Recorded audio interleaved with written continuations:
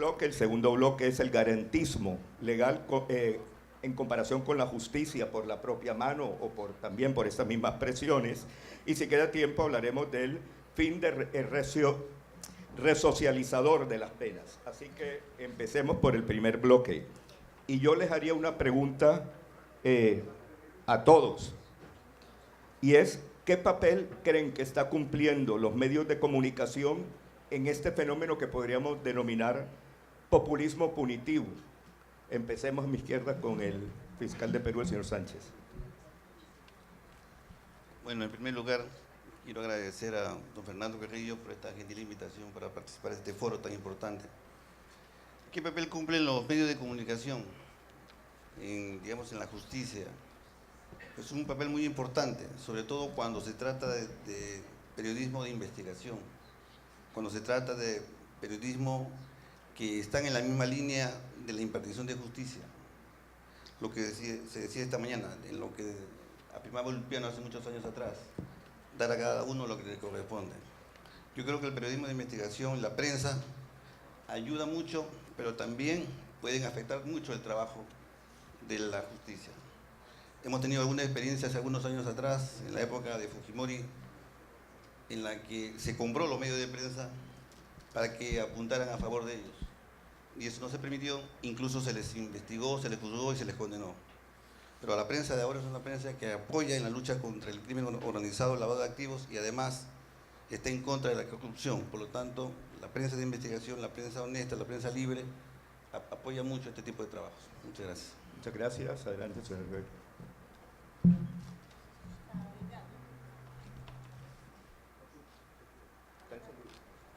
Muito obrigado. Antes de mais, queria agradecer o convite que fizeram ao Estado português, particularmente ao Ministério da Justiça, para estar presente nesta conferência tão importante em que se discutem assuntos de facto muito relevantes no âmbito da justiça e sendo a justiça o pilar essencial à existência de um Estado de Direito e de um Estado democrático, toda a discussão nunca é demais e importa termos todos a consciência que, efetivamente, mesmo nas sociedades em que têm uma democracia mais consolidada, nada está adquirido no que significa a luta pelo combate, no sentido de termos cada vez mais instituições fortes, sólidas, incorruptíveis e que, efetivamente, avec des institutions solides. no sentido da satisfação daquilo que é o interesse público.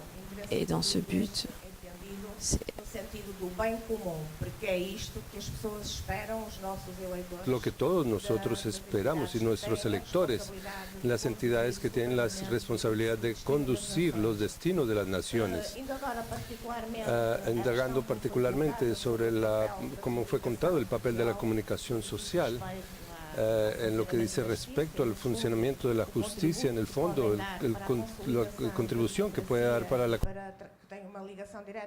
tener esa ligación directa con transparencia en el funcionamiento de las instituciones.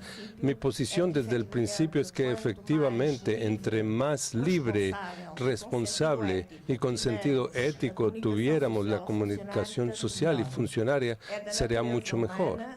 Es de naturaleza humana, es la necesidad de todos de que sintamos que nuestras acciones sean el punto central del avisoramiento de algún control para bien de la naturaleza humana, porque esta es humana y para determinadas situaciones se siente tentada a desviar aquello que debe ser su camino en un sentido de mantenerse de acuerdo con las reglas, con el funcionamiento de las instituciones.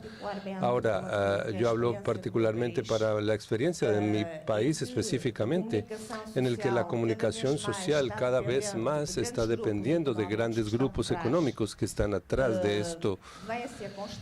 Se va a constatar que ese es el papel central de la comunicación social en nuestro país. Se hace un acompañamiento para satisfacer estas cuestiones, es lo más deseable. el registro también verificado, y hablo específicamente de mi país, en Portugal, que la comunicación social hace un tratamiento de muchas de las cuestiones que tienen la obligación directa con la justicia, no de acuerdo con la parte efectiva, sino en realidad los hechos están procurando conducir en aquellas personas que tienen determinados acontecimientos, que la opinión pública tenga una visión de los acontecimientos que no corresponden a la realidad de hecho. Lo importante es que siempre que la comunicación social no siempre está preparada, pero es importante que los periodistas que tratan y que intervienen en este dominio y tratan estas cuestiones que tienen que ver con el funcionamiento del sistema judicial tengan conocimientos básicos y les permitan comprender todo un lenguaje propio que caracteriza los sistemas de justicia. Y por lo menos la falla comienza desde ahí, por tener esa confusión de conceptos. Y después, como yo digo, también detrás de esto, en el ámbito de la comunicación social, algunos intereses que llevan a estos actos de determinados fenómenos que van a cambiar cosas que desde antes, aún con problemas graves para ciertos países, esos temas que son discutidos en la justicia,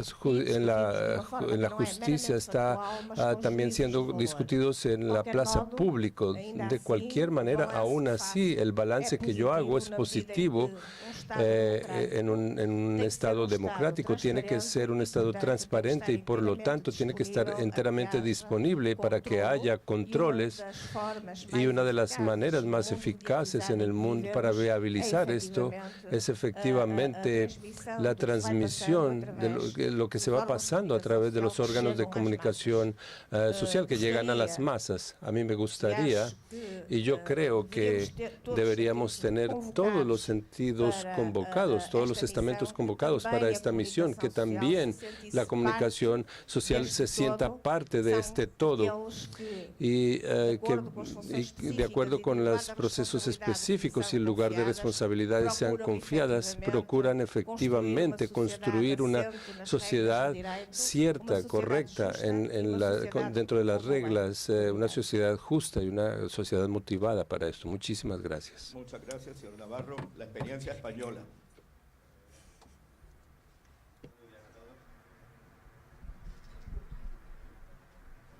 Muchas gracias a la organización para permitirme que esté esta mañana con todos ustedes y en especial con mi querido amigo, el Procurador General Fernando Carrillo, por hacerlo posible hoy.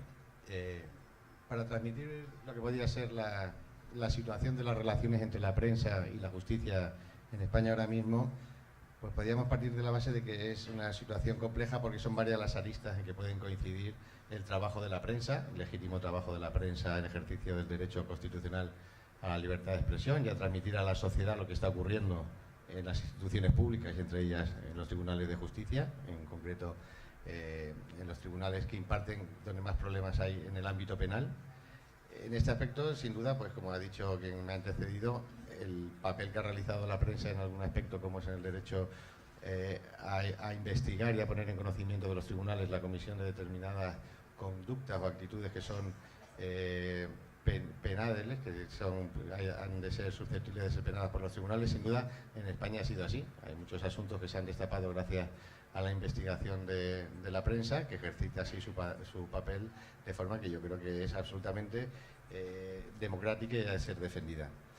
En otras ocasiones, pues cuando se nos plantea el peligro de una prensa que haga una especie de juicios paralelos, es decir, la situación en que mientras los tribunales están trabajando, están juzgando, están resolviendo, incluso en el periodo de dictar sentencia, pues desde luego el interés social hace que por medio de la prensa las opiniones de ciertos sectores se traduzcan, se publiquen, no digo con la finalidad de influir, pero sin duda pueden influir en los profesionales que dictan la sentencia o incluso, cuando no son profesionales, en los jurados. En España se ha visto que en diversas ocasiones se ha dado la posibilidad de que una actividad quizás desmesurada de los medios de comunicación hayan tenido como consecuencia una influencia no deseable en los jurados populares, por ejemplo, y en menor medida en los jueces profesionales, porque yo creo que estamos mucho más blindados a esa cuestión.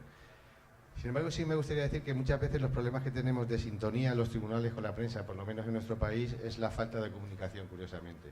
Es decir, quizás nosotros seamos culpables de no comunicar a la sociedad por medio de la prensa lo que hacemos, por qué lo hacemos, y muchas veces no lo sabemos explicar. En España, hasta hace no muchos años, aquí está Enrique López, magistrado, compañero mío de la Audiencia Nacional, que fue portavoz del Consejo General del Poder Judicial, y se encargó de una labor que yo creo que importante, trascendente, y sin la cual la justicia en España no sería como es ahora, que es hacer transparente la justicia a los ciudadanos por medio de la prensa. Siendo el portavoz del Consejo, el órgano de gobierno del Poder Judicial, se constituyeron lo que eran los gabinetes de prensa de los Tribunales Superiores de Justicia, de la Audiencia Nacional y del Tribunal Supremo, que permitió una relación fluida, una relación amable y explicada de las resoluciones judiciales a la prensa para que la prensa las comunicara. Yo creo que esta es la mejor manera de evitar que esos juicios paralelos, que esa desinformación que puede llegar a la prensa se transforme en una desinformación para la ciudadanía. Yo creo que luchar en ese ámbito y profundizar hará que, una vez conseguido, como digo, que haga como hace bien su labor de investigación, la labor de transmitir la función y el trabajo de los tribunales a la sociedad mediante esta comunicación fluida, como digo, hará que esta sea desde luego más comprensible y beneficiará tanto a la sociedad como a los tribunales. Muchas gracias, señora Gontrán. En Francia se enfrentan a este mismo tipo de situaciones con los medios de comunicación.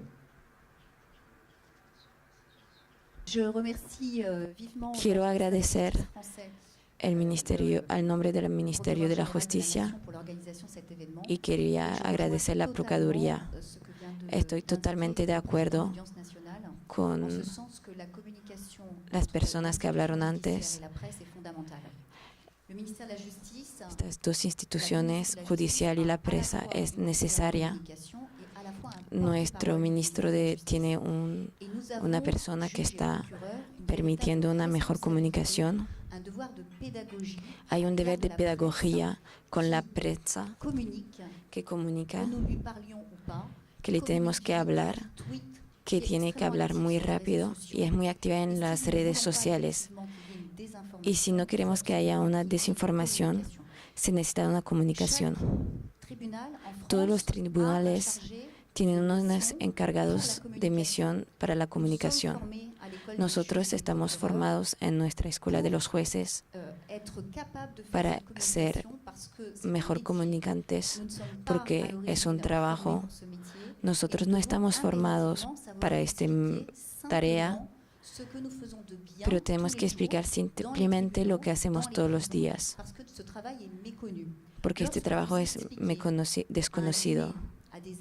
Cuando usted está invitado a una cena, las personas, cuando tú le vas a explicar por qué tomaste esta decisión, ellos van a entender mejor por qué se hizo y que no había opacidad, no había conspiración por parte de los jueces. La comunicación tiene que ser natural entre los jueces y los procuradores. En primer lugar, quiero agradecer a Fernando su invitación en nombre del Gobierno de España, el Ministro de Justicia, que lamentablemente no ha podido venir. Creo que se han dicho ya casi todas las cosas, pero a mí me gustaría poner énfasis en dos cuestiones. Por una parte, la investigación. Se ha comentado que es fundamental la investigación de la prensa para hacer aflorar a la luz pública determinadas actuaciones, sobre todo en materia de corrupción. Yo también, junto a esto, pondré el énfasis en la divulgación. La prensa tiene una labor importantísima en la divulgación de los temas judiciales. Y lo que tenemos que hacer los responsables políticos es ayudarles. Y la mejor forma de ayudarle es a través de la proporción de los medios necesarios para que conozcan exactamente qué es lo que está ocurriendo en el mundo de la justicia. En el Ministerio de Justicia estamos en un proceso de transformación tecnológica, de modernización, que queremos que nos lleve necesariamente a ser cada vez más transparente, a ser cada vez más accesible y a que el ciudadano tenga a su disposición todos los medios necesarios para conocer qué está pasando en los procedimientos, dentro, claro está, del límite del secreto de actuaciones en la fase de instrucción. Y esto hay que hacerlo también con la prensa. A la prensa hay que proporcionarle los datos, porque muchas veces el problema con el que nos encontramos es que vemos informaciones que pensamos que no se ajustan a la realidad, y no es porque el periodista diga algo que no se ajuste a la realidad, es que al periodista le han dicho algo que no se ajusta a la realidad. Es que al periodista alguien le ha dado una información probablemente interesada de parte. Lo que hay que hacer es proporcionar la información más ajustada a la veracidad de lo que está ocurriendo. Nosotros estamos muy implicados en el tema de transparencia, en el tema de datos abiertos, en el tema de acceso a través de la sede judicial electrónica de los procesos judiciales, para que se tenga la mayor información, de forma que la prensa pueda redireccionar esta información a los ciudadanos y que esto lo conozcan. Es la única forma que acabemos con las pequeñas discusiones que a veces dan entre lo que se dice o lo que se publica y lo que es la realidad judicial. Muchas gracias, bienvenido, ministro de Justicia. Estábamos en la primera ronda de preguntas y había preguntado qué papel cree que está jugando la prensa en el denominado populismo punitivo. Es decir, crear ambiente para que una sentencia vaya en uno u otro sentido o un cambio en el sistema punitivo. Entonces quería saber su experiencia como ministro. En primer lugar, quiero señalar que la libertad de expresión en este tema es una conditio sine qua non de la democracia, y en este sentido los medios de comunicación cumplen una función social muy importante, porque van a generar percepciones en la ciudadanía de lo que está ocurriendo en el país y de lo que está ocurriendo en el mundo. Cuando se presentan hechos delictivos que generan indignación en la ciudadanía, es natural que la forma en que se presenten esas noticias tenga un impacto y reacciones y expectativas en la confianza ciudadana respecto de las autoridades públicas. Yo creo que más allá de evaluar la forma como incide el periodismo en lo que se ha denominado el populismo punitivo, es importante destacar que el ejercicio del periodismo debe realizarse desde luego con el mayor grado de responsabilidad social que acarrea esta profesión. Desde el punto de vista inclusive ontológico y desde el punto de vista ético, aún frente a la ausencia normativa de regulación de la conducta, del ejercicio de la profesión de periodistas, pues yo creo que debe darse una autorregulación endémica o ética de los mismos periodistas para estos efectos. Porque en el ámbito de la política criminal, ello implica el ejercicio del periodismo varias cosas muy importantes que deben ser concurrentes para la transparencia, para el profesionalismo y para el efecto que puede acarrear en la sociedad.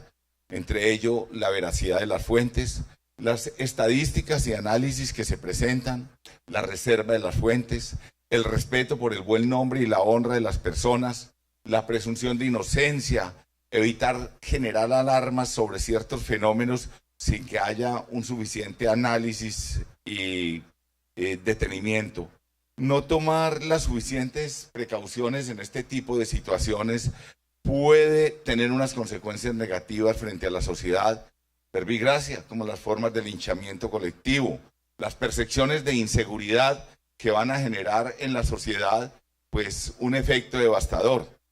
No quiero decir que los medios de comunicación no deban denunciar las preocupaciones de la ciudadanía y evidenciar las falencias del funcionamiento de las autoridades.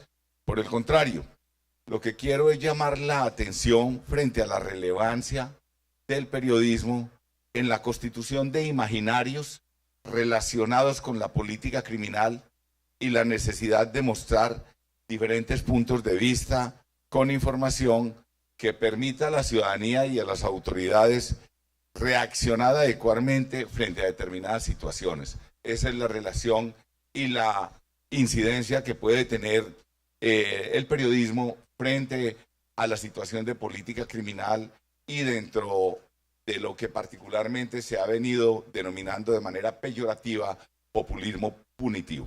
Muchas gracias. Una pregunta para los señores Navarro y Dorado. Recientemente se dictó en España la ya famosa sentencia del caso de La Manada. Es un caso, para el que no esté informado, de 5 jóvenes que mantuvieron unas relaciones sexuales con una joven de 18 años, en lo que gran parte de la sociedad española determinó que había sido un caso de violación. La audiencia de Navarra pues decidió que no había sido violación, lo que hubiera acarreado 22 años por más o menos de prisión, sino abusos, que establece 9 años, si mal no estoy, de prisión. Se armó una gran movilización social. Entonces mi pregunta es, ¿esta movilización qué impacto creen que va a tener? No solo en ese proceso, porque ahora se irá a recurrir, etcétera, sino en la actitud de la justicia ante casos de este tipo.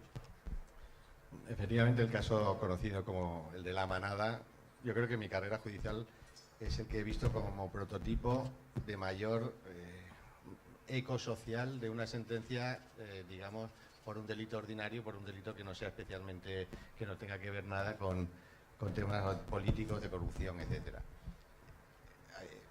Lo que sí me gustaría poner de manifiesto que ya antes de la sentencia no solo hubo ese eco periodístico después de la sentencia, antes hubo muchos meses en el seguimiento del juicio, en el seguimiento de la instrucción, en que la prensa estaba muy encima de ese asunto, en el que quizá hizo hacer conocer lo que pensaban los medios de comunicación y supongo que la gente, los sectores sociales que estaban detrás de estos medios de comunicación, con una potencia inusitada, diría yo, que no la critico, no digo que sea mala, pero sí había un especial foco de atención sobre ese supuesto. Y vuelvo a lo que yo decía con anterioridad, quizás nosotros no hemos sabido explicar bien las cosas, tranquilizar a la sociedad. Está bien que los medios de comunicación pongan en conocimiento de la sociedad lo que piensan los sectores sociales, con mayor o menor vehemencia, pero yo creo que no podemos olvidar que la justicia tiene que ser una justicia independiente, que los jueces tienen que ser independientes, quizás el código ético que el señor ministro llamaba antes la atención como uno de los mecanismos para atemperar estas situaciones, yo creo que sería uno de ellos. Y quizás lo que nos falta a nosotros decir, y yo lo digo en cualquier marco o en cualquier espacio que tenga la oportunidad, es intentar decirle a la sociedad española, a la sociedad en general, que es una sentencia que ha sido criticada, una sentencia que ha tenido diferencias en el propio seno del tribunal, porque ha habido un voto particular también especialmente llamativo para esos sectores sociales. Yo lo que quiero transmitir es que es una sentencia en que es la de primera instancia, que habrá un recurso, como ha anunciado, un segundo recurso de casación en su caso después de la apelación. Es decir, yo creo que el sistema va a funcionar, porque tendrá que funcionar, porque normalmente funciona, no hay por qué pensar que en este caso no como en otro. Es cierto que eso lo que ha producido es un debate, y no me parece mal, de cómo está regulado en nuestro país los delitos de abuso sexual, de violación o de agresión sexual. Si cabe, repensándolo, hacerlo de otra manera, estructurarlo de otra manera, no solo las penas, sino en cuanto a los requerimientos o los requisitos objetivos y subjetivos para la comisión de delito, y en ese caso, pues yo creo que eso es positivo. Vamos a remirarlo. Hay una comisión creada al efecto para estudiar las posibles de todos los sectores sociales, es decir, no de ningún sector político en concreto, ni sector social en concreto, sino de todos. Y yo creo que esto es positivo. Yo creo que hay que sacar de estas experiencias, como digo, una de las más llamativas, las consecuencias de evitar que se produzcan lo sucesivo mediante la temperación de los movimientos periodísticos antes, durante y después, que no los critico, porque quizás establecerlo de una forma más moderada sería correcto. Nosotros, los jueces, también tenemos quizás el problema que digo siempre de no saber explicar lo que hemos hecho, por qué lo hemos hecho, y si nos hemos equivocado, que naturalmente que podemos hacerlo, por qué nos hemos equivocado, o por lo menos dar la razón y transmitirle a la sociedad por qué ha sido un sentido de una sentencia, de un voto particular. Y si después del debate nace la mejora de la ley, o nace la mejora del procedimiento, nace la mejora de cualquiera de las situaciones que pueden evitar que no se produzcan estas situaciones de la norma, pues yo creo que es lo positivo que debemos sacar. Muchísimas gracias, señor Dorado. Efectivamente, en nuestro país se ha producido un debate muy vivo sobre si la tipificación del hecho correspondía con lo que hoy la sociedad piensa que debe ser ese hecho. Es un debate, por tanto, de tipificación de normas y no tanto un debate sobre los hechos. El ministro de Justicia, respetuoso con las soluciones judiciales y confiando, por tanto, en la separación de poderes a la que apoya sin lugar a duda, pero también sensible como el Gobierno a estos temas, se ha puesto manos a la obra para que la sección especial del de Derecho Penal de la Comisión Nacional de Codificación estudie este tipo de delitos y vea si el reproche penal que hoy, 2018, merecen estas conductas son las mismas que se establecían cuando se tipifican en nuestro Código Penal.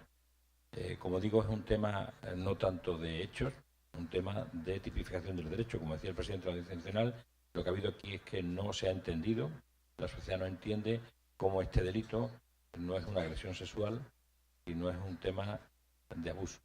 No lo ha entendido por todo lo que se ha contado sobre el hecho, por todo lo que se ha dicho, y por tanto la reacción del gobierno lógicamente está siendo siempre un gobierno sensible a las víctimas, un gobierno sensible a estos temas. De hecho, el primer gran pacto que se ha firmado en esta legislatura ha sido un pacto sobre la violencia de género, con innumerables medidas, con una dotación económica importante para llevarla a cabo. Por tanto, como digo, sensible con esta materia, se ha puesto a estudiar la comisión, que comenzó su trabajo el 10 de mayo, que tiene previsto terminarlo el 15 de junio para tener un documento sobre el cual se pueda trabajar y se pueda dar respuesta a esta gran preocupación social que se ha suscitado. Muchas gracias. El señor Sánchez, hoy fiscal general de Perú, fue fiscal en un caso muy célebre, el caso del señor Montesinos, que fue considerado el hombre fuerte durante la presidencia del expresidente Fujimori. Y yo quería preguntarle por el caso Fujimori, un expresidente que fue llevado a los tribunales, que fue condenado, fue llevado por hechos cometidos durante lo que se entendía como su lucha antiterrorista en Perú. Fue condenado a 25 años de prisión, luego se le añadieron 7 años más de condena por otros hechos relacionados con su presidencia. Y él ha sido indultado en unas circunstancias por lo menos controvertibles, después de cumplir 9 años de prisión. Yo quería preguntarle cuál es, desde su punto de vista, la experiencia que tuvo Perú con el caso del expresidente Fujimori, y si considera que la justicia, que ha habido justicia realmente, porque hay sectores que consideran que ha habido impunidad. Ciertamente, nosotros conocimos el caso Montesinos hace años atrás. Los juicios se hicieron en el año 2000, acabaron en el 2012, 13 todavía. Y la experiencia nos dice pues que los casos de corrupción se investigaron y se condenaron, pero no se aprendió la lección. Porque después de algún tiempo, luego de la vuelta a la democracia, el presidente que comenzó a trabajar por el Perú, luego fue investigado y también está siendo juzgado en el país. En suma, hay tres presidentes o expresidentes investigados en el Perú, muchos funcionarios también. Y en el caso específico de Fujimori, pues ciertamente la opinión está bastante dividida. No se le quiere, se opina en contra del indulto, y además se piensa de que el ejemplo es nefasto para la democracia y para el sistema de justicia. Si bien es cierto, ha cumplido parte de su condena, todavía falta mucho por cumplir y no ha pagado un sol de reparación civil. Eso dice muy poco el sistema de justicia, pero esperamos nosotros que esto se reconduzca en el futuro. Ahora, lo que habría que comparar es quizás los casos de corrupción en la época de Montesinos y Fujimori y los casos de corrupción de ahora. En la época estamos investigando casos que tienen que ver con empresas brasileñas, Odebrecht, o conocido como Lavallato, y ciertamente la cosa no es tan fácil. Tenemos muchas investigaciones y mucha gente involucrada en este tema y que está preocupada por nuestras investigaciones. En ese sentido, nosotros avanzamos a pie firme, caiga quien caiga, y ciertamente la Fiscalía está muy unida en el tema de las investigaciones. Entonces, en conclusión, la experiencia de antes y la de ahora, pues hemos aprendido muy poco, tenemos que trabajar más unidos, y además la política criminal del Estado tiene que ser mucho más fuerte. Hay que fortalecer las instituciones y, como se pensaba en la mañana, hay que fortalecer el sistema de justicia. El Estado tiene que invertir en justicia. Gracias. Gracias. Señora Gontrán, ¿cómo deben actuar los gobiernos y los órganos legislativos cuando surgen movimientos sociales que reclaman endurecimiento de penas, incluso cadena perpetua, o hay gente que reclama pena de muerte ante delitos como abusos de menores o incluso casos de corrupción muy graves.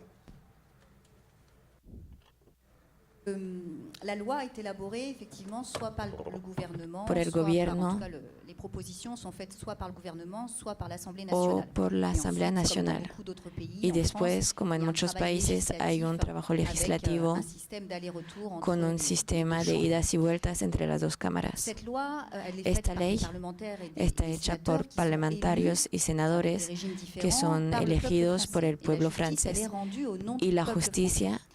Elle est está également hecha mise para en el œuvre, pueblo elle est francés. rendue par des juges, des procureurs, Los jueces, los qui sont, la fiscalía également des citoyens son et qui rendent la ciudadanos justice au nom du peuple français. y dan la justicia À para el chaque fait pueblo divers francés. Qui va venir Cada vez que hay un heurter caso l'opinion social publique, que il y puede a doler toujours dans la presse, relayé par la presse, la une masa, demande d'une nouvelle loi siempre plus por parte de la répressive prensa hay ou una d'une modification de la loi demanda qui existe. para una ley Et je más crois qu'il faut represiva. distinguer deux situations. Pero yo creo que hay que Il y distinguir a la dos situaciones. situation où Hay la situación la loi existe, donde la ley elle a existe, été mise en œuvre de manière correcte, ha en sido tout cas en implementada respectant de l'ensemble forma de la procédure correcta par les juges et par y les siguiendo procureurs. los Et à procedimientos. ce moment-là, on Y a en este revient à la momento nécessité de communiquer hay una sur sa necesidad mise de en œuvre. comunicación Et il n'y a pas- sobre il su n'est pas puesta en utile, marcha. De venir la modifier. No es necesario En modificarla. revanche, comme le disait Pero, mon como homologue lo decía mi espagnol, el- la commission de certains faits la peut venir comisión mettre de en algunos évidence hechos un vide puedes juridique. poner Parce que hay que la un loi vacío pénale ne peut jurídico, pas couvrir l'ensemble porque des la ley penal no comportements puede cubrir illicites. Et todos l'évolution de la société los fait que nous delitos. découvrons des faits nouveaux qui Y n'existaient pas il y a cómo plusieurs avanza années la ou sociedad récemment. a ciertos Et hechos que fueron cette colère, que llegaron cette incompréhension de l'opinion con la publique evolución de la peut sociedad. effectivement avoir Y un effet esta d'électrochoc rabia positif. puede ser positif. Et un toute choque l'évolution que puede ser de notre positivo. législation Y la est le evolución de résultat nuestra très legislación es el souvent, resultado de réponses de à des responder faits a qui hechos n'étaient pas autrefois que antes punis par la loi no parce eran que cela n'avait pas été condenados envisagé por par la le ley porque législateur. nunca habían sido J'ai deux pensados exemples por très el concrets en France. legislador. Tengo Un dos extrêmement ejemplos. récent, vous avez dû Un lire muy dans la presse reciente, ustedes le tuvieron ministre que du leer budget de l'ancien président de la el République, antiguo ministro qui était en charge de financiero lutter contre la fraude que tenía que fiscale, luchar contra el fraude fiscal. a juré Había devant prometido les députés, durante los devant la diputados, presse, delante de la qu'il n'avait pas prensa, de compte en Suisse, de que compte no caché. tenía cuentas Alors que bancarias en Suiza. La presse et les enquêtes, Pero ensuite l'enquête a la démontré prensa qu'il y avait en sus réalité investigaciones depuis se 20 dieron ans, cuenta de l'argent que hacía más de caché en 20 Suisse años qui que n'était pas tenía déclaré au fisc français. dinero escondido en Suiza. Évidemment, le lien social, le Por contrat supuesto, social, el la contrato confiance social, du la citoyen confianza français del dans ciudadano son francés gouvernement a été en su extrêmement gobierno heurté ha sido de manière lastimado violente. y de forma Et à la violenta. suite de ce fait, Y después de ese hecho, nous avons décidé, le gouvernement hemos a décidé decidido, de créer un el procureur gobierno ha national decidido financier crear en una charge de lutter fiscalía contre la criminalité financiera complexe, para luchar contra la transfrontière, criminalidad et donc transfronteriza d'améliorer y de la mejorar répression, la de represión ces faits. de estos Également, hechos. en 2016, En toujours dans la 2016, continuité de ce scandale en continuación de politique este en France, escándalo eh bien, político, plusieurs lois sont venues varias leyes traquer la transparence de la vie publique, han ido restaurer la rastreando confiance du citoyen estos delitos y también para mejorar esta confianza entre los ciudadanos y pidiendo una mejora, transparencia por parte de los políticos. El segundo ejemplo también es sobre la actualidad. La continuité de l'affaire de la Manada. Con la actualidad de la manada en Francia, hemos habido dos ausencias de condenación, una puntual, donde menores de edad habían tenido relaciones con mayores y el tribunal dijo que estaban consentidas. Eso hubo mucho alcance a nivel de la masa y de la sociedad y por primera vez no hemos preguntado qué era la definición del consentimiento. Y yo como juez desde hace más de 10 años nunca me había preguntado qué era la definición en la ley de que podíamos pensar que a una edad no había consentimiento. y hemos hecho un estudio de derecho comparado. Hemos ido, y es por eso que este foro es interesante, hemos ido a ver lo que hacían los otros países. En Europa, en Estados Unidos, nos hemos dado cuenta que había la definición de una edad, según los países, debajo del cual podíamos presumir, por la joven edad de la víctima o de la menor de edad, que había que no había consentimiento. Y hay un proyecto de ley que acaba de ser adoptado en la Asamblea Nacional para poder decir que debajo de 15 años no es una presunción definitiva, pero el juez podrá definir que debajo de 15 años no fue una relación consentida. Eso nos demuestra que la reacción del ciudadano puede tener relevancia sobre la ley. Señora Ribeiro, algunos sectores en Portugal y medios Señora de Ribeiro, comunicación se está exigiendo que haya tribunales especializados en un mayor amplio de casos delictivos. ¿Usted qué opina de la proliferación de este tipo de tribunales? Y la pregunta que me refirió tiene a ver Si con entendí bien la pregunta, tiene que ver con el tema de Portugal. Tenemos muchas respuestas especializadas a nivel de los tribunales especializados que conforman los temas específicos. Yo ¿Es quería eso? aquí dejar una nota Yo creo previa que es dejaron siguiente. una nota En previa Portugal, que tal como se habla que en no Portugal, espacio tal europeo onde como nos inserimos, en los países existe una europeos absoluta a los que separación pertenecemos, entre existe o una que justa é o operación poder entre político, aquello que poder es el executivo, poder poder político, legislativo ejecutivo, y poder legislativo y poder judicial. O Poder Judicial El Poder está Judicial está sujeto a un órgano de gobierno que não propio depende de que no depende de las orientaciones políticas dadas por el Ministerio de Justicia y por lo tanto funciona de acuerdo con aquello que son los objetivos que los propios consejos, los propios gobiernos de la magistratura definen como algo absolutamente esencial para que la justicia en Portugal sea realizada. Nosotros hemos venido haciendo un gran esfuerzo en el Ministerio de Justicia y el gobierno portugués, no solamente esto, sino los gobiernos que nos antecedieron, en el sentido de reforzar esta autonomía del Poder Judicial relativamente y particularmente al Poder Ejecutivo. Este esfuerzo ha venido siendo logrado reconociendo un conjunto más amplio de los poderes de determinación por parte de estas estructuras, pero también del esfuerzo significativo de los medios. Y cuando hablamos de los medios, no solamente estoy refiriendo únicamente a los recursos humanos, a los jueces, a los procuradores y a los oficiales de justicia, sino que también a los recursos informáticos. Hemos hecho un profundo esfuerzo en el sentido de la desmaterialización de todos los procesos que corren en el tribunal, la desmaterialización esta que permite al ciudadano y a los señores abogados tener acceso al propio proceso desde que ese proceso no esté en secreto de justicia.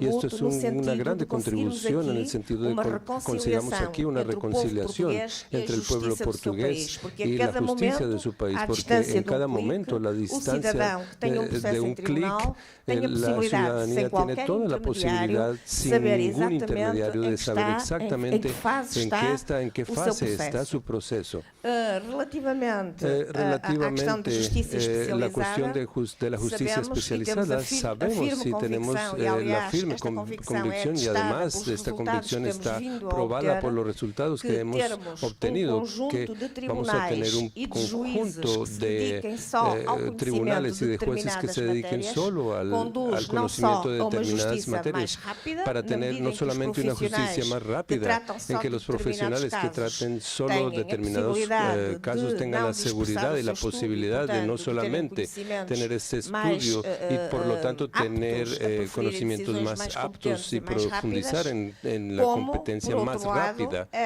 Y así como por otro lado, esta justicia especializada también permite la educación, la localización de los recursos que tienen para un determinado tipo de tribunales. Este esfuerzo que hemos hecho a lo largo de décadas, hicimos una profunda transformación de nuestro sistema judicial, gradualmente. Aquí tenemos en Portugal, somos 2 órdenes de jurisdicciones. Aquí están los tribunales comunes que tienen todos los litigios criminales, civiles, y tenemos otra jurisdicción diferente que trata de todos los conflictos que tienen que ver con el área administrativa y fiscal, además de los jueces administrativos y fiscales. En este momento estamos avanzando con una reforma profundísima en el área de la justicia fiscal, que ha sido así en Portugal. La persona más pobre en materia del funcionamiento de la justicia. Estamos creando también en estos dominios jueces especializados. Vamos a implementar en enero de 2019 jueces especializados en el área de contratación pública, que es una área en la que se colocan muchísimos problemas, no solamente porque están aquí juzgados los contratos más importantes que involucran al Estado con las empresas, sino que también para dar una respuesta rápida para este dominio es muy importante para que la justicia económica y el desarrollo económico del país progrese. También estamos en el escenario del derecho fiscal. Es uno de nuestros puntos más importantes. Es una de las áreas donde más tenemos dificultades en el funcionamiento, porque para llegar a estas áreas del derecho fiscal no ha sido fácil, y estamos aquí creando una especialización, superando todo aquello que es la justicia de cubrir, la justicia ejecutiva de todo aquello que son impugnaciones e impuestos. Y esto,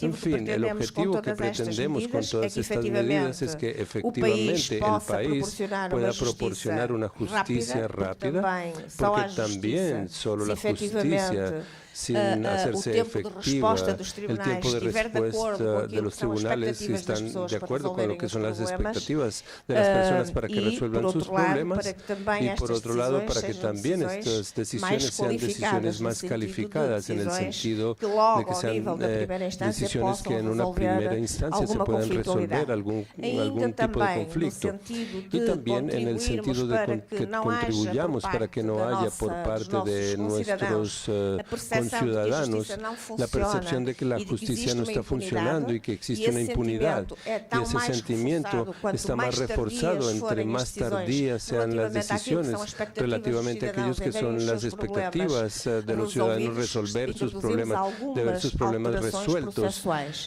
Hay algún tipo de otros procesos. Tenemos la convicción de que para que un sistema judicial funcione, no solamente tener buenas cosas materiales en el sentido de reconocimiento de cuáles son los derechos de los ciudadanos, sino que sobre todo tengamos desde el punto de vista procedimental esa estructura con mecanismos capaces de responder con alguna seguridad, evidentemente, porque nosotros tenemos la noción de que las instituciones judiciales también necesitan un tiempo de ponderación para que todas las condicionales que determinan las decisiones sean estas decisiones que efectivamente resuelvan los problemas de los ciudadanos, carecen de algún tipo de ponderación, y por lo tanto que los jueces y los señores procuradores que intervienen en ese proceso tengan la capacidad de hacer con que haya alguna ponderación, de modo que no tengamos una decisión rápida pero que sea correcta. En este momento hay una gran preocupación en nuestro país con la verdad material, con la justicia justa, y no una justicia apenas pro forma, una justicia formal. Quería aquí también dejar una nota que estamos haciendo una inversión muy significativa en todo lo que tiene que ver con la desmaterialización de los procedimientos y comunicaciones electrónicas. En este momento, en el área de lo que tiene que ver conmigo, de los tribunales administrativos y fiscales, las comunicaciones de los tribunales con la administración fiscal y los ciudadanos son totalmente electrónicas. Perfectamente es posible para cualquier ciudadano ver a nuestro proceso. Y esto también pasa a este escenario, por lo tanto, todos los procesos, no solamente de justicia civil, tenemos algunas restricciones aún en el tema de procesos criminales por causa de los inquéritos. Vamos terminando porque tenemos Ok, poquito vamos a terminar porque tiempo. tenemos poco tiempo. Só queria dizer uma coisa. Solo quería decir alguna cosa relativamente a la investigación criminal. Una de las acciones que fueron aprobadas pasaron exactamente por nosotros. Tenemos limitada la posibilidad de recurso de las decisiones proferidas para el Tribunal Supremo de Justicia. No todas ellas llegan al Tribunal de Justicia Supremo, porque antes eran utilizados como mecanismos dilatorios. Estamos en un reglamento de que si se necesita en el Tribunal de primera instancia en un sentido y si es confirmada por un Tribunal de segunda instancia, relativamente esa es la situación que la pena aplicada es inferior a 8 años, ya no hay ningún recurso más y el proceso muere ahí. La situación queda resuelta. Muchas gracias.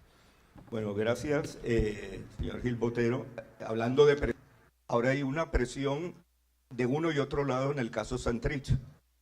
Hay personas que quieren que se le extradite a como dé lugar y hay otros sectores que dicen que no se le debe extraditar por las más diversas razones. Entre ellas dicen que en cualquier caso debería responder primero por los crímenes que haya podido cometer en Colombia. ¿Cómo debe actuar la justicia en este caso? ¿Qué pasos nos esperan en el caso Santrich? La justicia debe actuar con los lineamientos y ciñéndose a lo que ha determinado precisamente la ley, los tratados internacionales, y hay claridad en cuanto a lo que se ha pactado y a lo que se estableció en el acuerdo.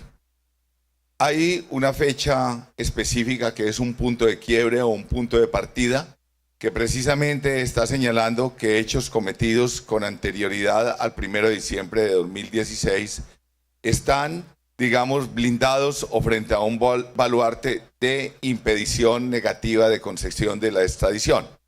Los hechos que sean posteriores a esa fecha, pues se someten desde luego que a la justicia ordinaria y a el ámbito de aplicación de los tratados internacionales y lo que tiene que ver con la extradición. El punto importante es determinar precisamente si los hechos donde se ha formulado un involucramiento de conductas por fuera de esa fecha están lo suficientemente respaldadas, y de estar lo suficientemente respaldadas por la consecuencia jurídica, es la consecuencia de lo que se definió y de la fecha en que se estableció. O sea, es una frontera. Lo que es antes corresponde a lo pactado dentro del acuerdo y hay un baluarte en la medida que quien va a conocer de este tipo de asuntos es la Jurisdicción Especial para la Paz. Lo que sea posterior se rige dentro del temple del ordenamiento jurídico nacional e internacional. El quid del asunto radica en establecer en qué fecha se cometieron los delitos que se ha venido hablando. Muchas gracias. Tenemos 15 minutos para pasar al segundo bloque. Del tercero creo que ya nos olvidamos. Y aquí les ruego un máximo ejercicio de síntesis a todos para que nos dé el tiempo, porque después viene otro panel. Entonces yo vuelvo a preguntarles conjuntamente a los señores Navarro y Dorado, porque tal vez tienen experiencias parecidas o se pueden complementar. ¿Cómo es posible hallar un punto intermedio entre lo que es el garantismo penal del sistema penal y a veces esa percepción o necesidad de seguridad de la sociedad? Yo diría que no hay que buscar ni siquiera un punto de equilibrio. Yo creo que el garantismo, si por garantismo entendimos en sentido positivo el no dejar nunca de aplicar las garantías constitucionales y en defensa de los derechos fundamentales de las personas, en concreto de los imputados, yo creo que no debe nunca dejar de llevarse a efecto. Que la ciudadanía pueda entender, y yo creo que es comprensible que en algunas situaciones un exacerbado defensa de los garantismos de los imputados conlleva la impunidad. Entiendo que puede darse esa sensación de falta de seguridad en nuestro ordenamiento jurídico o en la propia sociedad. Aún así, yo creo que no podemos rebajar el nivel de garantías de los imputados. Hay que respetar las que establece la Constitución, las que establece la ley de enjuiciamiento criminal o la ley procesal criminal En cualquier caso, yo creo que las garantías constitucionales son absolutamente inderogables, en cualquier supuesto. Y lo que tenemos que hacer es explicarle a la sociedad que solo existe libertad, solo existe igualdad, solo existe justicia aplicando las garantías, y que obtener resoluciones judiciales evitando, saltándose o haciendo dejación de las garantías, al final produce una justicia que no es justa, es una injusticia que yo creo que las barreras hay que ponerlas precisamente en el respeto absoluto de las garantías judiciales. Señor Dorado. Estando totalmente de acuerdo con José Ramón Navarro, yo daría otro enfoque al tema. Yo creo que estamos aquí asistiendo a una pugna entre una concepción del derecho penal que viene de la época de Beccaria, un derecho penal humanista, con una sensación que tiene hoy día el ciudadano de que esa punición del derecho penal no es suficiente para las conductas que se producen día a día. Por lo tanto, creo que aquí es una pugna entre dos concepciones distintas de lo que debe ser el reproche que se le dé a la conducta que se enjuicia. Y habría que seguir avanzando en un elemento de equilibrio. En ningún caso se debe producir una merma de las garantías, una merma de los derechos, una merma de las garantías constitucionales, como decía el doctor Navarro. Yo creo que aquí podríamos ir avanzando en caminos como, por ejemplo, el reconocimiento de la víctima, el que se sienta retribuida por el hecho delictivo que ha soportado. Y un medio importante desde el punto de vista para avanzar en este camino es la mediación. La mediación consigue, entre otras cosas, que la víctima se considere por lo menos reconocida en que lo que ha denunciado efectivamente le pasó. Porque muchas veces la víctima siente una gran desazón cuando se enfrenta a un proceso penal en que se le pone en cuestión lo que está denunciando. Y eso produce una victimización secundaria muy importante. Por lo tanto, creo que hay que avanzar en este camino en el que no se pueden dejar de mantener las garantías en ningún caso. Las garantías hay que mantenerlas siempre.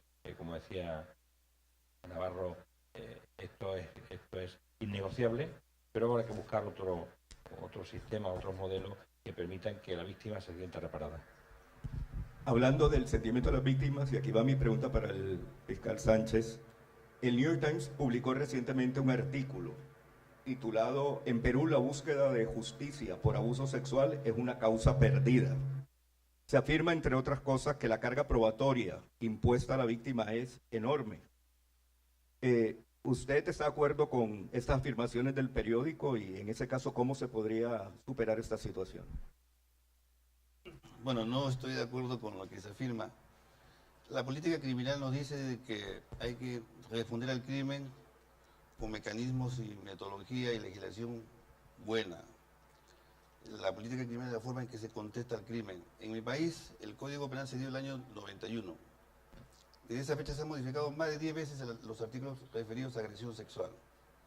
Siempre pensando en que aumentando las penas se va a reducir el crimen. No ha sido así. Últimamente se ha aprobado un proyecto de ley, falta una discusión más todavía, sobre el incremento de pena, cadena perpetua para violadores de niños menores de edad. Además, se ha aprobado también la castración química. Esto ha traído obviamente mucha discusión en mi país, porque deja en manos del juez esta posibilidad de que decida si es que el autor es víctima, entre comillas también, de una castración química. Lo cierto es que esto no disminuye las acciones delictivas, se siguen produciendo. De tal manera de que estamos en discusión sobre ese tema ahora. Ahora, ¿qué ha hecho la Fiscalía en este punto? La Fiscalía lo que ha hecho es crear fiscalías especializadas en feminicidio, por un lado, y acabamos de crear unas fiscalías especializadas en casos de agresión sexual de personas, incluyendo cuestiones de género también. Yo creo que falta más la política de prevención, de comunicación. Creo que hay que trabajar bastante ese tema, ¿no? No es que haya, digamos, impunidad en casos de agresión sexual. Lo que pasa es que se trabaja políticamente de manera desarticulada. Y el Estado tiene que trabajar más bien los temas de prevención en estos asuntos. Gracias. Señora Gontrán. ¿cree necesario que la política criminal tenga en cuenta la percepción de seguridad de la ciudadanía y muy en concreto, ¿es usted partidaria que se vincule a las víctimas en la construcción o el diseño de la política criminal?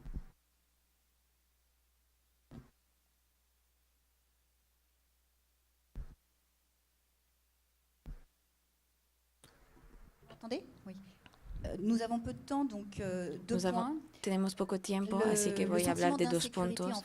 El sentimiento de inseguridad en Francia es más que un sentimiento de inseguridad, es un pedido de seguridad a la Francia, al Estado francés. Estoy pensando también a otros países europeos como España o otros países en el mundo que están amenazadas por el terrorismo. Desde 2015 Francia conoció hubo 246 personas muertas.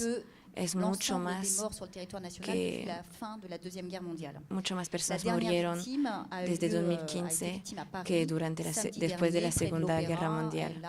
La última víctima era delante del Ópera en París. Eso puede ocurrir en todos los momentos. 15 atentados para estas 46.000 personas muertas y 8 contra las fuerzas policíacas.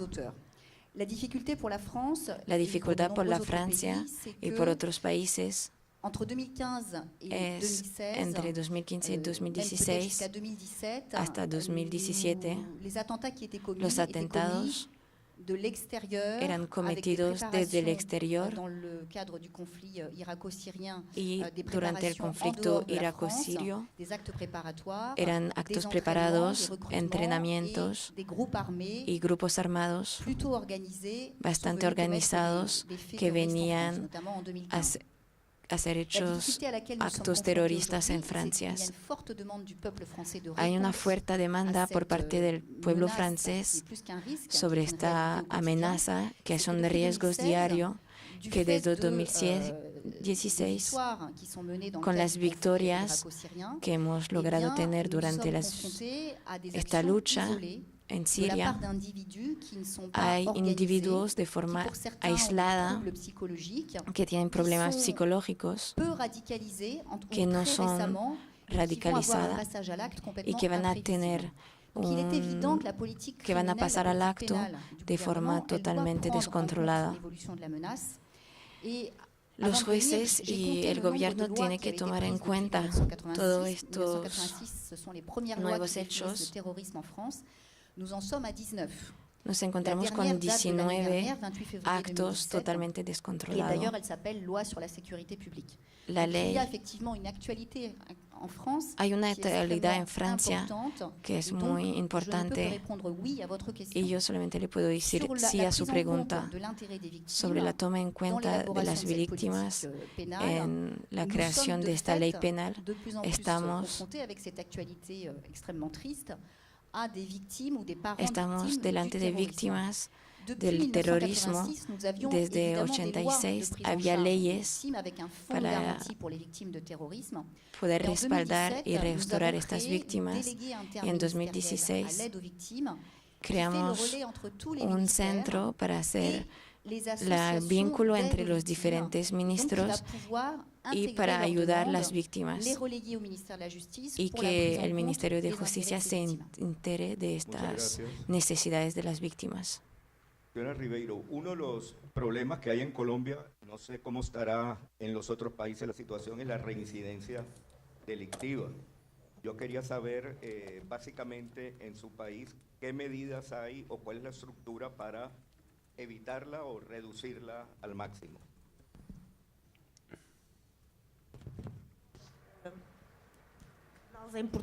Nosotros en Portugal, relativamente a la reincidencia criminal, es una de las fallas que tenemos y que no tenemos en un estudio científico que nos permita decir con rigor cuál es el número de los criminales que vuelven a reincidir.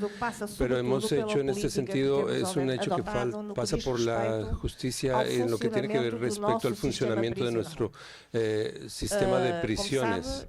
Como se sabe, y pienso que aquí en el este Pacífico, ese hecho que tenemos en nuestro país, en Portugal, y yo pienso que en todos los países de la región, tiene que ver con la capacidad del hombre de regenerarse una vez hecho el mal a la sociedad y haber cumplido una pena durante el tiempo que está en el establecimiento de prisión. Se ha hecho de sus condiciones que han sido propiciadas para poder construir un proyecto de vida que le permita después de haber salido tener una conducta correcta. Nosotros hemos hecho un gran esfuerzo a nivel del acompañamiento de estas personas en el ámbito del sistema de prisiones. Uno de los primeros hechos es la colocación de los sistemas prisionales para personas que se sientan, tanto hombres como mujeres, se sientan gente. Y también ahí, sobre todo ahí, tienen que ser tratados con la dignidad que es propia del ser humano. Por lo tanto, hemos hecho una gran inversión en las infraestructuras. Por otro lado, que nos preocupamos con esa dimensión de reinserción, hemos desarrollado innumerables programas, muchos de ellos en colaboración con la sociedad civil, en el sentido de dotar nuestros recursos en cuanto están en el periodo del cumplimiento de la pena, de herramientas que un día más tarde les permitan a ellos, fuera de la prisión, ejercer una profesión. Y por eso tenemos inmensos protocolos con empresas, con instituciones de seguridad social, en el sentido de, dentro del sistema prisional, dar una formación en variadísimas áreas, de fabricación de calzado, vestuario, de panadería, pastelería, y tenemos casos de mucho éxito de personas que salen de nuestros sistemas prisionales, de prisión, ya con empleo seguro afuera. También tenemos la posibilidad de permitir a nuestros reclusos planes de formación, y tenemos un alto porcentaje de recursos nominal en personas más jóvenes que frecuentan inclusive la enseñanza superior.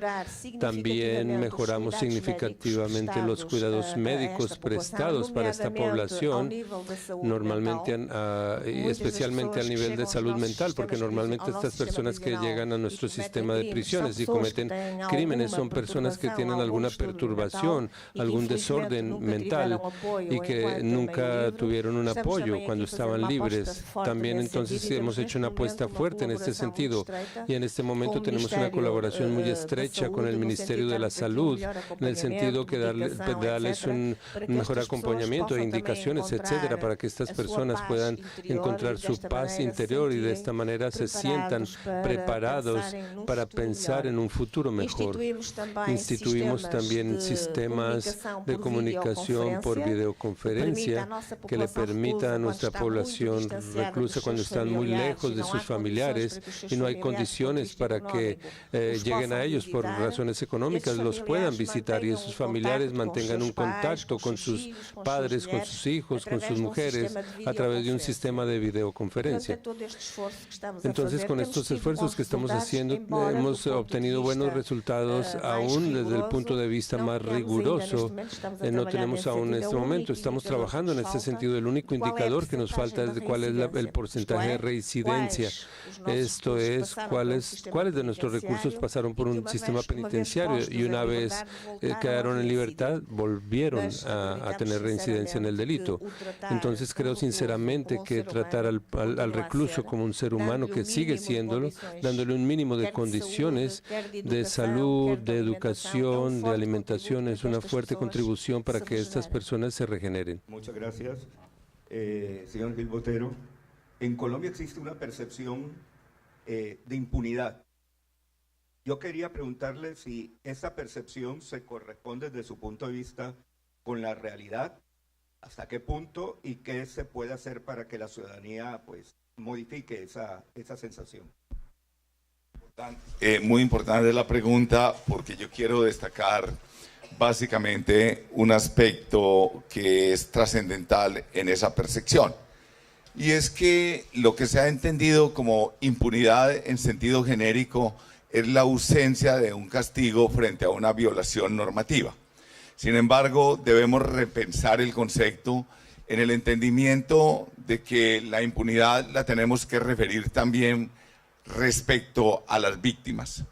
En este entendimiento creo que Colombia ha venido articulando, no solamente desde el punto de vista nacional, sino desde el punto de vista internacional, un fascinante ejercicio de justicia frente a combatir la impunidad, en tanto cuanto que verbo y gracia frente a delitos o a hechos de violación de derechos humanos, de mano de la Corte Interamericana, el sistema interamericano. Colombia ha articulado el control de convencionalidad de una manera tan férrea que es ejemplo en todos los países de Latinoamérica. Vemos cómo ese control de convencionalidad, en lo que tiene que ver en el ejercicio que ha hecho la Corte Constitucional y el Consejo de Estado frente a la protección de las víctimas en los casos de violaciones de derechos humanos, no solamente aplicando lo que es el control de convencionalidad en el sistema, sino el control de convencionalidad difuso, que va a convertir a todos los jueces nacionales precisamente en jueces de convencionalidad, está de una u otra forma, en la medida en que se protegen las víctimas, dejando de lado el criterio ortodoxo y tradicional de impunidad. La impunidad no se tiene que mirar en el sentido literal, en un sentido, digamos, estrecho, de ausencia de una sanción frente a una transgresión normativa o a una valoración ética, sino que la impunidad hay que mirarla en un sentido más prístino, mucho más poderoso, que es frente a ese tipo de transgresiones que la víctima restablezca su statu quo. Entonces, la impunidad en un derecho penal ortodoxo, clásico, yo diría que un poco obsoleto, es la primera dimensión. En un sentido, dentro de las fuerzas dinámicas y dentro de sociedades contemporáneas, es defender a la víctima, y yo creo que la Corte Constitucional y el Consejo de Estado, señalo, por ejemplo, que una de las primeras aplicaciones de control de convencionalidad la hizo el Consejo de Estado en el año 2007, cuando solo en Chile, en el caso, creo que es Arellano, se aplicó en el 2006. El Consejo de Estado y la Corte Constitucional han desarrollado y han impulsado ese control de convencionalidad, que es una forma de combatir la impunidad frente a delitos. Y en el plano doméstico, en el plano interno, creo que los jueces también tienen que tener básicamente la condición de quién es el sujeto pasivo, quién es víctima, sin que ello signifique tampoco que estemos soslayando o dejando el carácter retributivo de la pena. Pero preocupémonos más por las víctimas, que ese es el derecho penal contemporáneo en mi criterio. Bueno, la agenda incluía un espacio para un par de preguntas. No sé los coordinadores del acto si vamos a tener este espacio o me dicen que no, que ya estamos mal de tiempo. Yo quiero agradecerle a todos los panelistas por el espacio y el tiempo que nos han dedicado y a todo el público. Muchas gracias.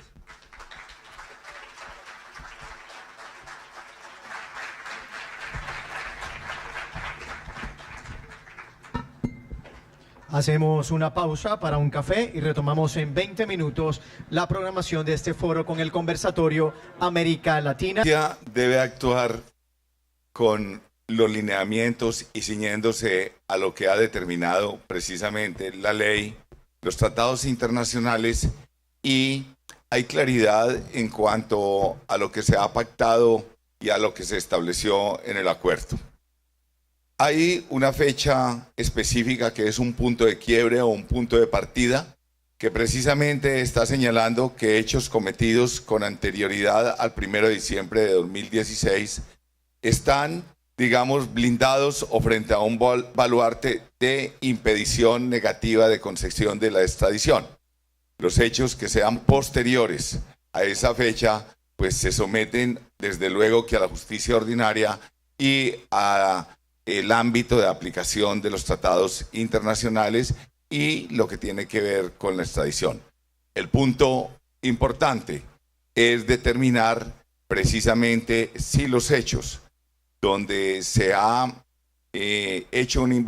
formulado un involucramiento de conductas por fuera de esa fecha están lo suficientemente respaldadas, y de estar lo suficientemente respaldadas por la consecuencia jurídica, es la consecuencia de lo que se definió y de la fecha en que se estableció. O sea, es una frontera. Lo que es antes corresponde a lo pactado dentro del acuerdo, y hay un baluarte en la medida que quien va a conocer de este tipo de asuntos es la Jurisdicción Especial para la Paz. Lo que sea posterior se rige dentro del temple del ordenamiento jurídico nacional e internacional. El quid del asunto radica en establecer en qué fecha se cometieron los delitos que se ha venido hablando. Muchas gracias. Tenemos 15 minutos para pasar al segundo bloque. Del tercero creo que ya nos olvidamos. Y aquí les ruego un máximo ejercicio de síntesis a todos para que nos dé el tiempo, porque después viene otro panel. Entonces yo vuelvo a preguntarles conjuntamente a los señores Navarro y Dorado, porque tal vez tienen experiencias parecidas o se pueden complementar. ¿Cómo es posible hallar un punto intermedio entre lo que es el garantismo penal del sistema penal y a veces esa percepción o necesidad de seguridad de la sociedad? Yo diría que no hay que buscar ni siquiera un punto de equilibrio. Yo creo que el garantismo, si por garantismo entendimos en sentido positivo el no dejar nunca de aplicar las garantías constitucionales y en defensa de los derechos fundamentales de las personas, en concreto de los imputados, yo creo que no debe nunca dejar de llevarse a efecto.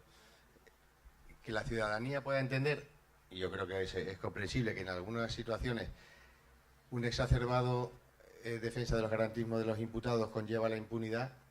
Entiendo que puede darse esa sensación de falta de seguridad en nuestro ordenamiento jurídico o en la propia sociedad. Aún así, yo creo que no podemos rebajar el nivel de garantías de los imputados. Hay que respetar las que establece la Constitución, las que establece las leyes de enjuiciamiento criminal o la ley procesal criminal. En cualquier caso, yo creo que las garantías constitucionales son absolutamente inderogables, en cualquier supuesto.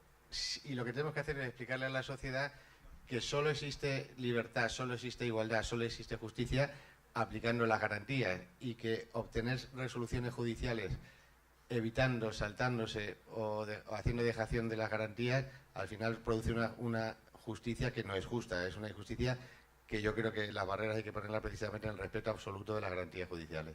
Señor Dorado. Estando totalmente de acuerdo con José Ramón Navarro, yo daría otro enfoque al tema. Yo creo que estamos aquí asistiendo a una pugna entre una concepción del derecho penal que viene de la época de Beccaria, un derecho penal humanista, con una sensación que tiene hoy día el ciudadano de que esa punición del derecho penal no es suficiente para las conductas que se producen día a día. Por lo tanto, creo que aquí es una pugna entre dos concepciones distintas de lo que debe ser el reproche que se le dé a la conducta que se enjuicia. Y habría que seguir avanzando en un elemento de equilibrio. En ningún caso se debe producir una merma de las garantías, una merma de los derechos, una merma de las garantías constitucionales, como decía el doctor Navarro. Yo creo que aquí podríamos ir avanzando en caminos como, por ejemplo, el reconocimiento de la víctima, el que se sienta retribuida por el hecho delictivo que ha soportado. Y un medio importante desde mi punto de vista para avanzar en este camino es la mediación. La mediación consigue, entre otras cosas, que la víctima se considere por lo menos reconocida en que lo que ha denunciado efectivamente le pasó. Porque muchas veces la víctima siente una gran desazón cuando se enfrenta a un proceso penal en que se le pone en cuestión lo que está denunciando. Y eso produce una victimización secundaria muy importante. Por lo tanto, creo que hay que avanzar en este camino en el que no se pueden dejar de mantener las garantías en ningún caso. Las garantías hay que mantenerlas siempre. Como decía Navarro, esto es innegociable, pero ahora hay que buscar otro sistema, otros modelos que permitan que la víctima se sienta reparada. Hablando del sentimiento de las víctimas, y aquí va mi pregunta para el fiscal Sánchez, el New York Times publicó recientemente un artículo titulado "En Perú la búsqueda de justicia por abuso sexual es una causa perdida". Se afirma, entre otras cosas, que la carga probatoria impuesta a la víctima es enorme. ¿Usted está de acuerdo con estas afirmaciones del periódico y en ese caso cómo se podría superar esta situación? Bueno, no estoy de acuerdo con lo que se afirma. La política criminal nos dice que hay que responder al crimen con mecanismos y metodología y legislación buena. La política criminal es la forma en que se contesta al crimen. En mi país, el Código Penal se dio el año 91. Desde esa fecha se han modificado más de 10 veces los artículos referidos a agresión sexual. Siempre pensando en que aumentando las penas se iba a reducir el crimen. No ha sido así. Últimamente se ha aprobado un proyecto de ley, falta una discusión más todavía, sobre el incremento de pena, cadena perpetua para violadores de niños menores de edad. Además, se ha aprobado también la castración química. Y esto ha traído obviamente mucha discusión en mi país, porque deja en manos del juez esta posibilidad de que decida si es que el autor es víctima, entre comillas también, de una castración química. Lo cierto es que esto no disminuye las acciones delictivas, se siguen produciendo. De tal manera de que estamos en discusión sobre ese tema ahora. Ahora, ¿qué ha hecho la Fiscalía en este punto? La Fiscalía lo que ha hecho es crear fiscalías especializadas en feminicidio, por un lado, y acabamos de crear unas fiscalías especializadas en casos de agresión sexual de personas, incluyendo cuestiones de género también. Yo creo que falta más la política de prevención, de comunicación. Creo que hay que trabajar bastante ese tema, ¿no? No es que haya, digamos, impunidad en casos de agresión sexual. Lo que pasa es que se trabaja políticamente de manera desarticulada. Y el Estado tiene que trabajar más bien los temas de prevención en estos asuntos. Gracias. Señora Gontrán, ¿cree necesario que la política criminal tenga en cuenta la percepción de seguridad de la ciudadanía y, muy en concreto, ¿es usted partidaria que se vincule a las víctimas en la construcción, el diseño de la política criminal?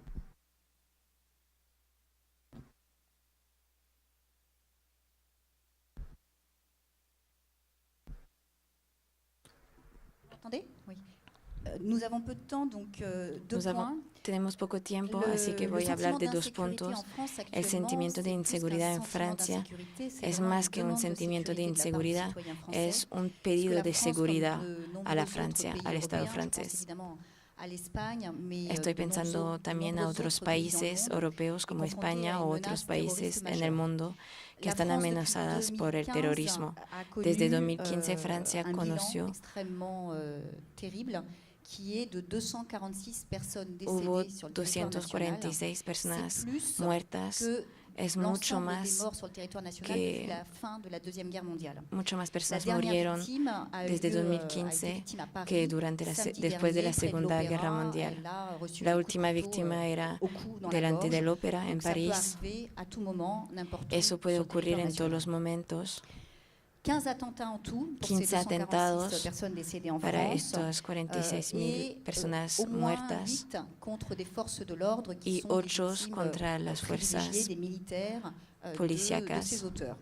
La dificultad por la Francia y por otros países es entre 2015 y 2016 hasta 2017 los atentados eran cometidos desde el exterior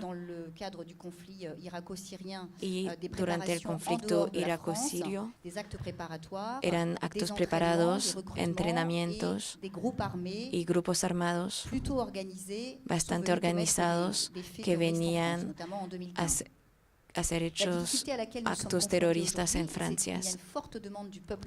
Hay una fuerte demanda por parte del pueblo francés sobre esta amenaza, que son riesgos diarios, que desde 2016, con las victorias que hemos logrado tener durante esta lucha, en Siria hay individuos de forma aislada que tienen problemas psicológicos, que no son radicalizadas y que van a tener que van a pasar al acto de forma totalmente descontrolada. Los jueces y el gobierno tienen que tomar en cuenta todos estos nuevos hechos. Nos encontramos con 19 actos totalmente descontrolados. La ley, hay una actualidad en Francia que es muy importante y yo solamente le puedo decir sí a su pregunta sobre la toma en cuenta de las víctimas en la creación de esta ley penal. Estamos delante de víctimas del terrorismo. Desde 1986 había leyes para poder respaldar y restaurar estas víctimas. Y en 2016 creamos un centro para hacer el vínculo entre los diferentes ministros y para ayudar a las víctimas y que el Ministerio de Justicia se entere de estas necesidades de las víctimas. Señora Ribeiro, uno de los problemas que hay en Colombia, no sé cómo estará en los otros países la situación, es la reincidencia delictiva.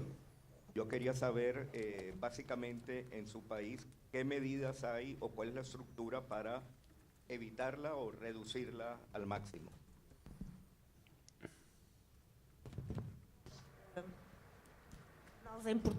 Nosotros en Portugal, relativamente a la reincidencia criminal, es una de las fallas que tenemos y que no tenemos en un estudio científico que nos permita decir con rigor cuál es el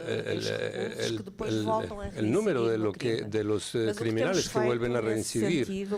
Pero hemos hecho en este sentido, es un hecho que pasa por la justicia en lo que tiene que ver respecto al funcionamiento de nuestro sistema de prisiones.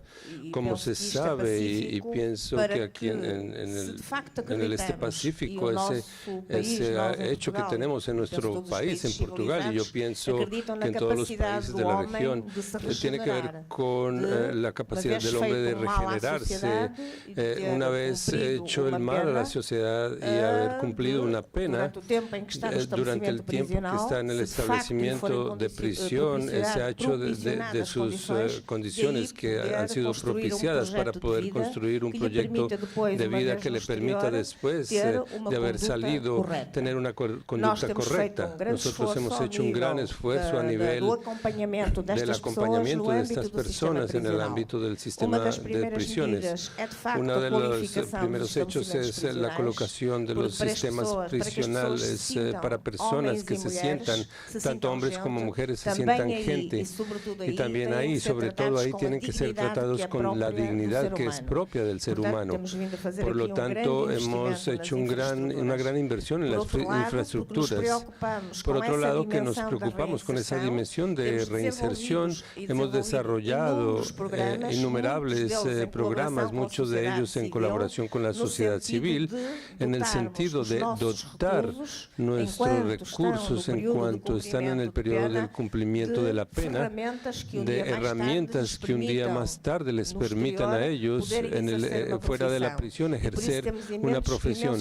Y por eso tenemos inmensos protocolos con empresas, con instituciones de seguridad social, en el sentido de, dentro del sistema prisional, dar una formación en variadísimas áreas, de fabricación de calzado, vestuario, de panadería, pastelería, y tenemos casos de mucho éxito de personas que salen de nuestros sistemas prisionales, de prisión, ya con empleo seguro afuera. También tenemos la posibilidad de permitir a nuestros reclusos planes de formación y tenemos un alto porcentaje de recursos nominal en personas más jóvenes que frecuentan inclusive la enseñanza superior. También mejoramos significativamente los cuidados médicos prestados para esta población, normalmente especialmente al nivel de salud mental, porque normalmente normalmente estas personas que llegan a nuestro sistema de prisiones y cometen crímenes son personas que tienen alguna perturbación, algún desorden mental y que nunca tuvieron un apoyo cuando estaban libres. También entonces hemos hecho una apuesta fuerte en este sentido y en este momento tenemos una colaboración muy estrecha con el Ministerio de la Salud, en el sentido que darles un mejor acompañamiento e indicaciones, etcétera, para que estas personas puedan encontrar su paz interior y de esta manera se sientan preparados para pensar en un futuro mejor.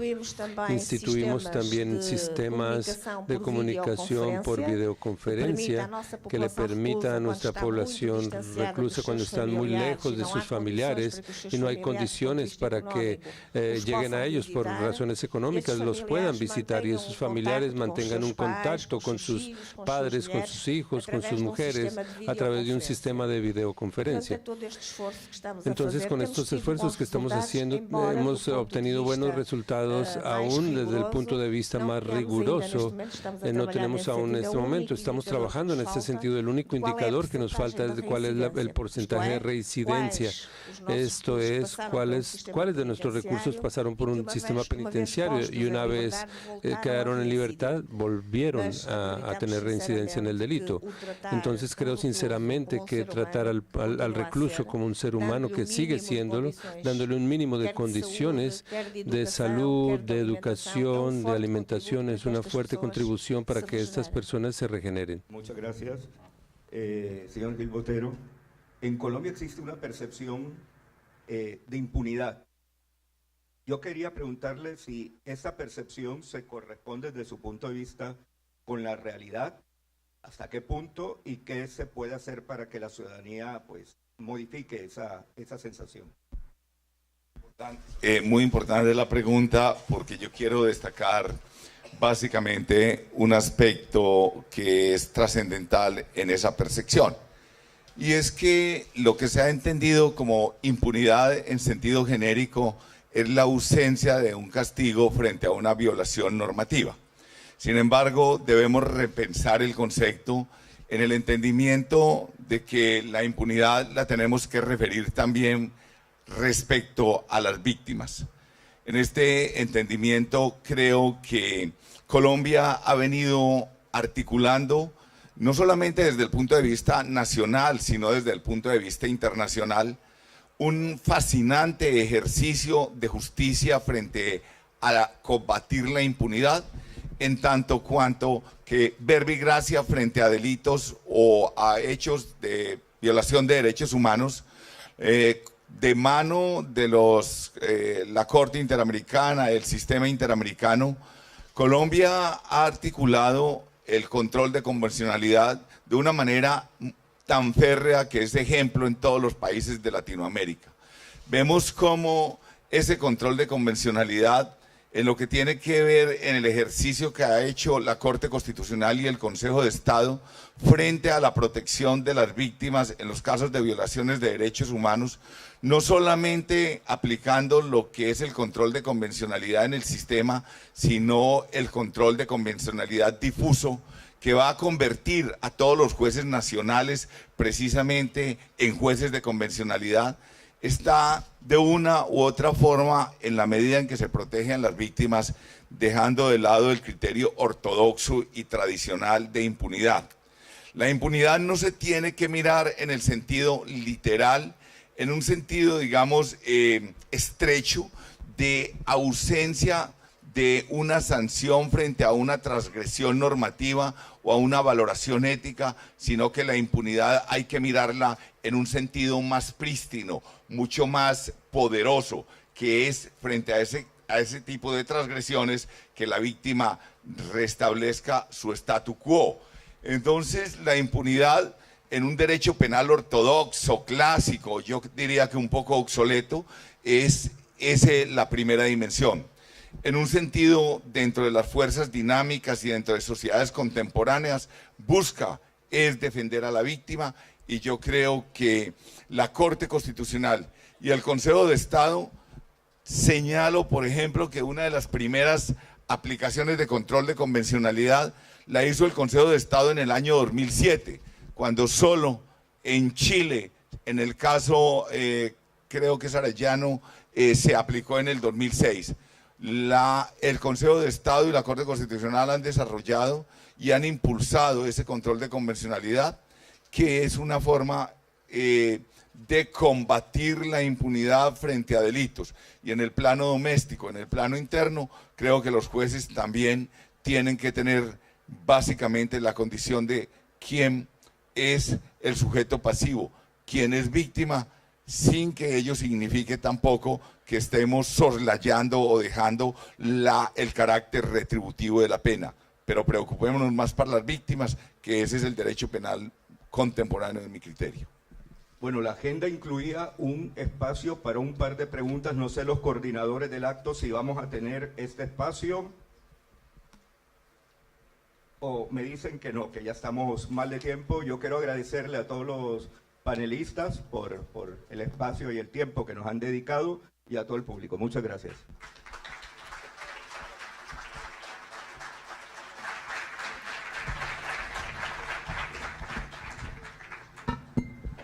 Hacemos una pausa para un café y retomamos en 20 minutos la programación de este foro con el conversatorio América Latina.